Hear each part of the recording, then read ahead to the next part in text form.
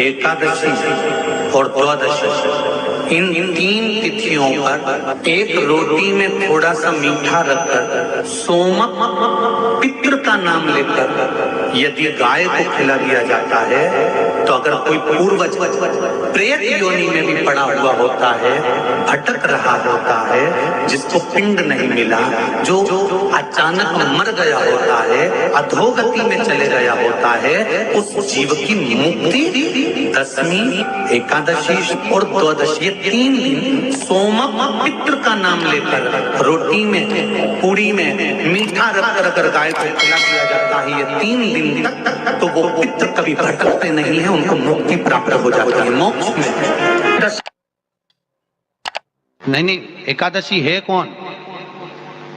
क्यों इसकी इतनी प्रधानता है? क्यों इसकी पुण्यता है? ऐसा क्या है एकादशी में जो इसकी पुण्यता मानी जाए? कौन है ये जो भगवान नारायण तक एकादशी का व्रत करते हैं? सुभद्रा जी को भगवान जगन्नाथ ने, जगदीश ने एकादशी का व्रत कराया था। बद्रीनारायण भगवान को माता लक्ष्मी ने एकादशी का व्रत कराया था। क्यों? चंद्रायण एकादशी व्रत की माता। एकादशी है कौन? तो कहा जिसको व्रत करने पर भगवान नारायण भी जिसका व्रत करते हो, भगवान माता लक्ष्मी जिसका व्रत करती हो, वो एकादशी है कौन? तो शास्त्र वर्णन करता है महाराज, स्कंद पुराण का सुंदर चातुर्मास्य खंड के अंतर्गत वर्णन आया है महाराज। एक बार भगवान विष्णु आनंद में विराजमान थे, पद्मावती और माता लक्ष्मी दोनों उनके पास में विराजी हुई थी। भगवान लक्ष्मी और पद्मावती दोनों बेटी, एक सिर के पास, एक चरण के पास। कुछ समय बाद वहीं पर ब्रह्मदेव का आगमन हुआ और ब्रह्मा जी आगमन पाकर भगवान नारायण पद्मावती से लगकर उठे और उठकर लक्ष्मी की ओर झुके। झुकने पर इन तीनों के समागम से भगवान नारायण के हृदय चित्त से एक कन्या प्रकट हो गई। उस कन्या का नाम एका था। क्या नाम था? एका। अब 10 उसके गुण इतने प्रबल थे, वो 10 गुण उसके बड़े प्रबल थे कि वो एका जिसको निहारती थी उसको संपदावान बना देती थी। जिसको देख लेती थी उसके जीवन में वो आनंद की अनुभूतियां करा देती थी। एका जिस मार्ग से जाती थी उस मार्ग के द्वार खोल देती थी। एका का पुण्य इतना पुण्य प्रखर। पद्मावती और लक्ष्मी ने कहा महाराज, ये बेटी आपके द्वारा निर्मित हुई है, इसका कन्यादान करना चाहिए। हमारे यहाँ हिंदू धर्म में रीति है, जिस दिन कन्यादान करा जाता है उस दिन व्रत रखा जाता है। अब आजकल रखते कि नहीं रखते हो मालूम नहीं, और कन्यादान करते समय व्रत रखा जाता है। व्रत रख श्री शिवाय नमः। एकादशी के दिन कभी कभी तुम बद्रीनाथ चले जाओ, एकादशी के दिन तुम द्वारका चले जाओ, एकादशी के दिन तुम तिरुपति चले जाओ, एकादशी के दिन तुम जगन्नाथ चले जाओ, एकादशी के दिन तुम्हारी मर्जी पड़े भगवान के किसी धाम में चले जाओ और भगवान को भोग लगाओ और उनकी थाली को झांक कर देखना, उसमें चावल जरूर मिलेगा। उसमें ऐसा नहीं है कि चावल नहीं मिलेगा। बद्री नारायण में भगवान को चावल का भोग लगा हुआ मिलेगा, द्वारका में चावल का भोग लगा हुआ मिलेगा, आपको जगन्नाथ में चावल का भोग लगा हुआ मिलेगा, तिरुपति में मिलेगा, द्वारकाधीश में मिलेगा, नाथद्वारा में मिलेगा, सांवरिया सेठ में मिलेगा, काकरोली जी में मिलेगा। आप जहां जाओगे वहां पर एकादशी के दिन भगवान को चावल आएगा, क्योंकि भगवान के लिए परहेज नहीं है। जो काम में डूबा हुआ है, जो आसक्ति में डूबा हुआ है, जो लोभ में डूबा हुआ है, जो वासनाओं में डूबा हुआ है, जो तृष्णा में डूबा हुआ है, और जो माता के गर्भ से जन्म लिया, एकादशी के दिन चावल उसको नहीं खाना। एकादशी और द्वादशी के दिन हमारे हिंदू धर्म, हमारा शास्त्र कहता है, हमारे शास्त्र, हमारे वेद डॉक्टर वर्णन करते हैं कि पीपल के पत्ते को अगर एकादशी और द्वादशी के दिन एक तांबे के पात्र में गला कर रख दिया जाए और उस पानी का आचमन 3 बार करा जाए तो जिसकी नाड़ियां चोक भी हो जाती है, डॉक्टर बोले इसका बाईपास करना पड़ेगा, उसको केवल 3 आचमन पानी एकादशी और द्वादशी को पीपल के पत्ते का कराया जाए तो अंदर की नाड़ियां भी खुल जाती हैं। भगवान का एक नाम है अघोर। ब्रह्मा जी को दर्शन दिया, अघोर मतलब सिद्ध नाम। और बहुत ध्यान से सुनना भाई, बहुत प्रयास कर लिया आपने, कामना सिद्ध नहीं हो रही। 1 लोटा जल, एक जल का पात्र लीजिए, उस जल के पात्र को लेकर उसमें थोड़ा सा लाल चंदन डालकर बेलपत्री के वृक्ष के नीचे और देवादिदेव महादेव को चढ़ाना प्रारंभ करें। उसके बाद में एक लोटा जल स्वच्छ फिर शिव जी को श्री शिवाय नमस्तुभ्यम बोलकर आपकी कामना कहकर भगवान शिव पर अघोरेश्वर महादेव का नाम लेकर आप चढ़ाना प्रारंभ करिए। बाबा आपका कार्य 3 महीने के अंदर पूर्ण कर देगा। सब होने से मांग तुझे क्या चाहिए।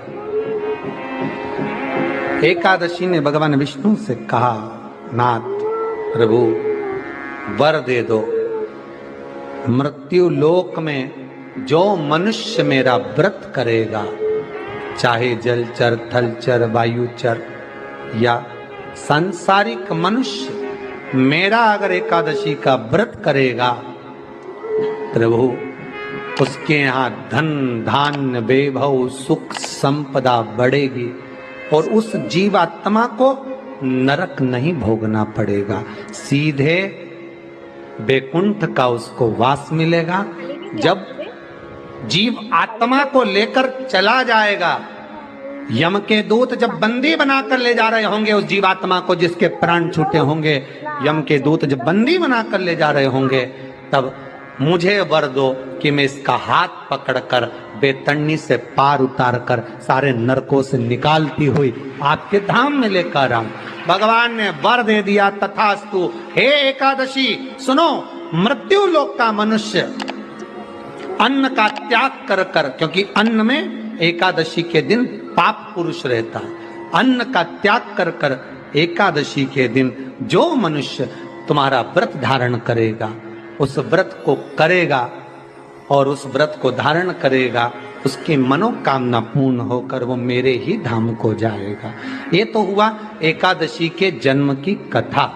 एकादशी का व्रत करती, बहुत ध्यान से सुनना आज की कथा को, शायद जिंदगी में मिली ना मिली, पर ये कथा का रिश्ता तो बहुत ध्यान से सुनना।